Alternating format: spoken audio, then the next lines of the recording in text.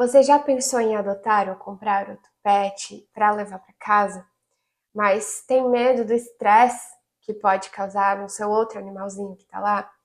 Ou você tem um interesse em ter um cão e um gato e ter essa convivência entre as duas espécies que são maravilhosas, mas tem medo desse encontro dos dois, tem medo de como vai ser a reação, medo do seu gato ficar estressado e, consequentemente, doente? O problema não está neles. Eles são duas espécies maravilhosas, eles não são inimigos. O grande problema está em como a gente apresenta um para o outro e como a gente organiza esse encontro.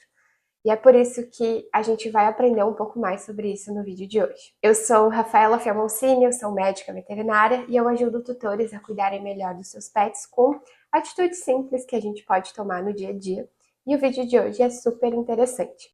A gente vai aprender sobre esse tema que gera muita dúvida.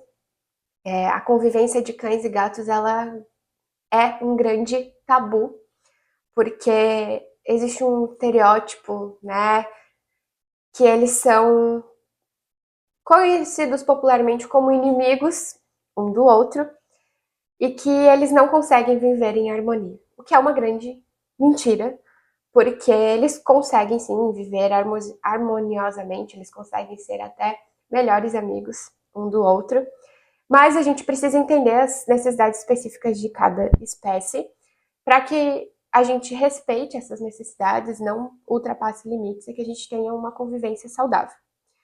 A apresentação adequada entre as espécies é o primeiro passo e eu diria o passo mais importante para a gente ter uma convivência boa entre eles. Porque se a gente traumatiza eles nesse primeiro encontro, é bem difícil a gente depois manejar esses animais dentro de casa. Então, a gente precisa começar nunca colocando um de frente com o outro e esperando que eles se resolvam, porque não é assim que funciona, né? A gente tem que entender ali os limites de cada um também. Esse processo ele deve ser gradual, começando sempre com a troca de odores. Então, eu gosto de deixar eles em cômodos separados da casa, cada um com sua cobertinha, com seus brinquedinhos, e aí eu pego essas cobertinhas e brinquedos com o cheiro desses animais e troco entre eles. Assim, a gente consegue fazer com que um sinta o cheiro do outro sem ter esse contato físico já direto. E assim eles vão se conhecendo, mas bem gradativamente. Em seguida, eu gosto que eles comecem a se ver, mas sempre com uma barreira. Então, ou uma porta de vidro, uma porta entreaberta, aqueles portãozinhos de criança, para que a gente consiga fazer uma interação positiva, mas ainda de forma bem controlada, tá? Sempre supervisionado, tá, gente? A gente não pode fazer esse tipo de coisa sem supervisão, porque pode dar ruim. Então, esse primeiro contato a gente precisa ser bem paciente mesmo. E esse processo pode levar dias, semanas, meses, dependendo da personalidade de cada animalzinho que está ali envolvido.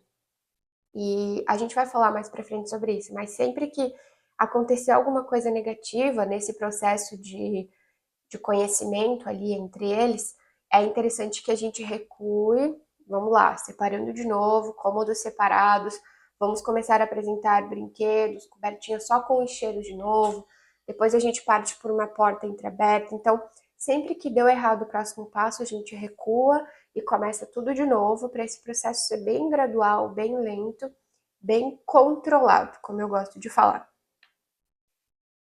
Para a gente respeitar as necessidades de cada espécie, só assim que a gente vai ter paz, né, nesse encontro dos dois. Então, a gente precisa entender que gatos eles são bem verticais, então a gente precisa que eles tenham rotas de fuga, né, que a gente diz. Então, assim, bem de cima, onde eles consigam observar esse ambiente de cima, se sentir seguro, longe dos cães, ou que eles consigam sair daquele contato quando eles não se sentirem bem. E outra coisa, não dá pra gente deixar. Já tem um gato em casa, eu vou trazer um cachorro. Mas a caixa de areia do meu gato fica lá embaixo da churrasqueira. O cachorro tem acesso. Esse gato ele nunca vai conseguir usar essa caixa em paz.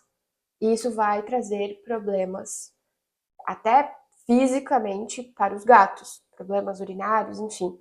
Então, a gente precisa entender que a gente precisa colocá-la num local tranquilo e adequado para que ele consiga usar sem se estressar, onde ele não vai ser incomodado. Já o cão, a gente também, claro, precisa respeitar o espaço dele de brincadeira, de se exercitar, sem se assustar com o gato, sem que o gato fique batendo nele o tempo todo, né? A gente sabe que o gato, ele tem esse tipo de comportamento, é um comportamento natural, então não dá pra gente só ficar brigando e xingando o gato toda vez que ele faça isso. É mais fácil a gente recompensar os comportamentos que são positivos e tentar limitar, tentar adequar esses comportamentos ruins que podem acontecer, tá?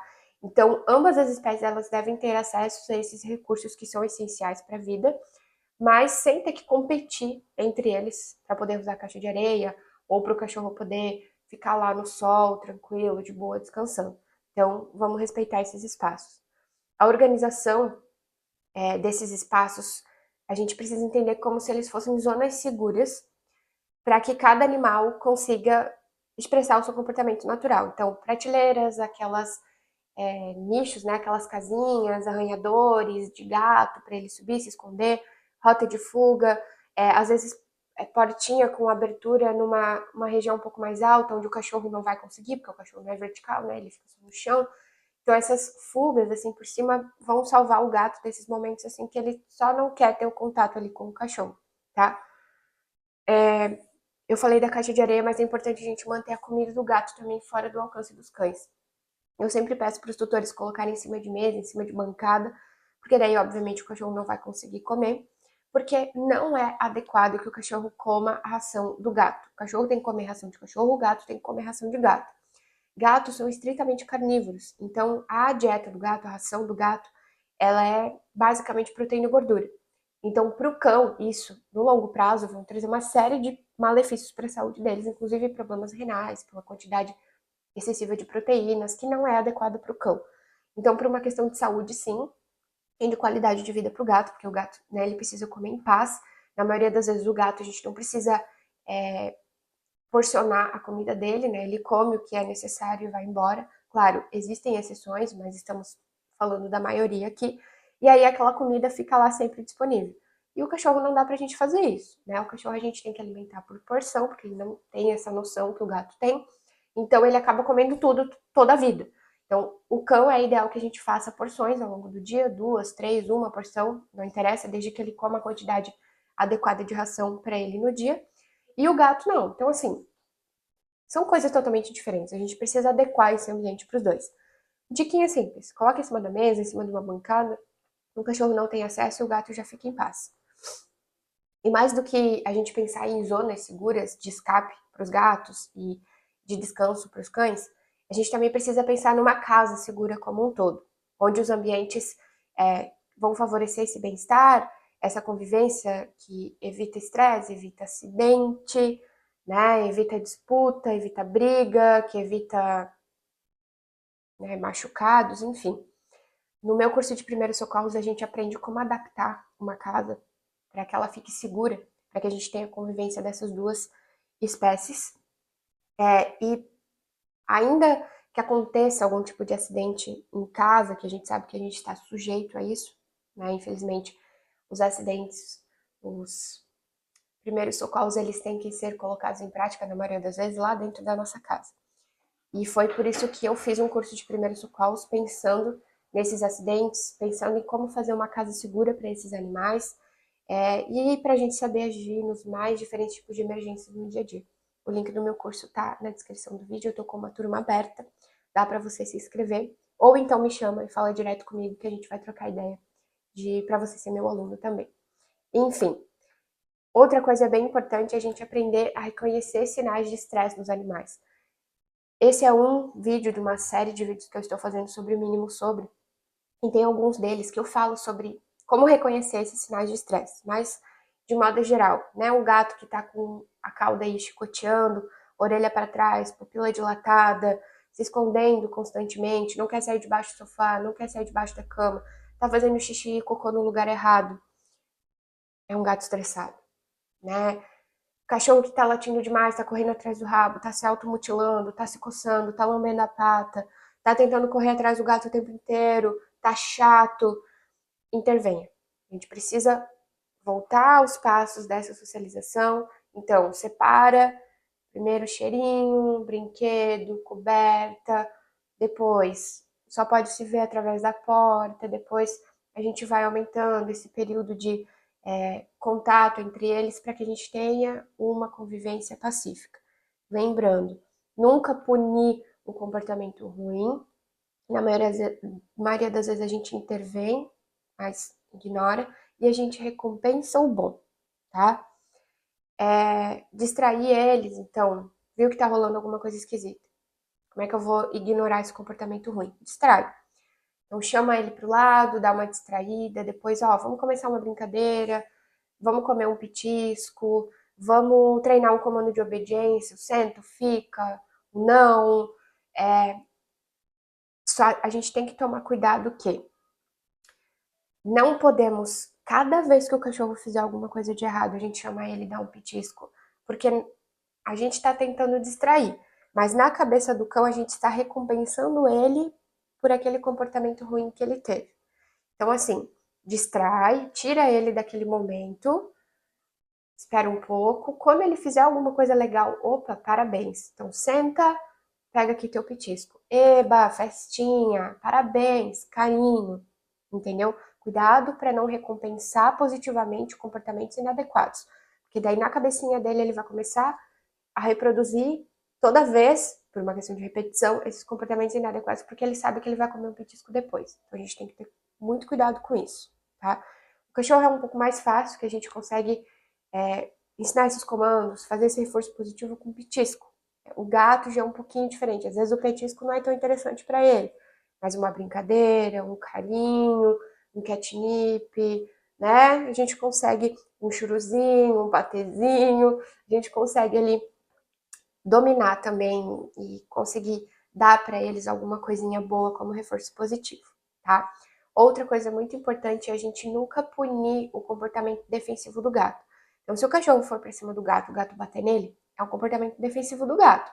Então, não dá pra gente ir lá e xingar esse gato, bater nesse gato, porque é o comportamento natural dele. A gente precisa deixar ele expressar esse comportamento natural. A gente tem que impedir que esse cão ultrapasse esse limite, porque ele vai precisar entender os limites do gato também, tá? Então não dá pra gente ficar punindo toda vez o gato que a gente vai estressar o gato.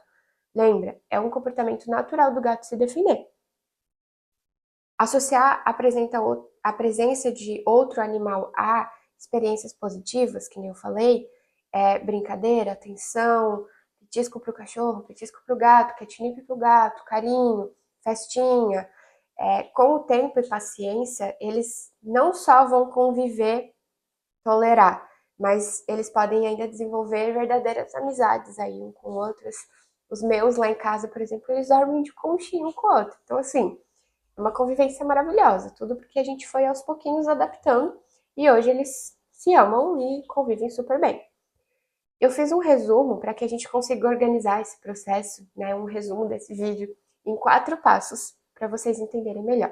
O primeiro passo, então, é a gente fazer essa troca de odores, que é em cômodos separados, a gente começar com cobertor, brinquedo, pano, né, que cada um animal ali está usando, e a gente troca esses objetos para que eles sintam o cheiro um do outro antes de um encontro físico entre eles mesmos. Segundo ponto, barreira física. Então, seria o segundo passo desse processo. Depois que a gente fez a troca de odores, a gente vai deixar eles se verem mais controlado. Porta de vidro, porta entreaberta, portãozinho, ainda não contato direto, tá? Recua, outro dia, outra semana, a gente dá o próximo passo, que seria essa aproximação supervisionada. Então, quando eles parecerem relaxados na presença um do outro, ali na porta, com os brinquedos, com os cheiros e tudo mais, a gente pode tentar colocar verdadeiramente um de frente para o outro, supervisionado, tá? Muito cuidado. Aí já esteja preparado, então. Já prepara petisco, já prepara um sachêzinho, churuzinho, para o gato, catnip, bastante brinquedo, para a gente reforçar o comportamento calmo, reforçar o comportamento positivo. Deu ruim, volta, cada um para o seu cômodo, vamos fazer a troca de odores primeiro, e aí a gente vai evoluindo, tá? O quarto passo seria um espaço organizado. Então, onde a gente consiga ter rota de fuga para o gato, né? Porque vão acontecer alguns problemas ali no dia a dia e o gato precisa conseguir sair, zonas exclusivas, né, para esses animais conseguirem não ter que competir pelos recursos o tempo todo, porque aí vai virar uma grande competição dentro de casa e não vai ser legal. Mas com esses 4 pontos vocês já conseguem ter uma convivência muito boa mesmo. No próximo vídeo dessa série O Mínimo Sobre, a gente vai falar o mínimo sobre primeiros socorros para cães e gatos, um conhecimento que literalmente salva vidas. Espero vocês no próximo vídeo.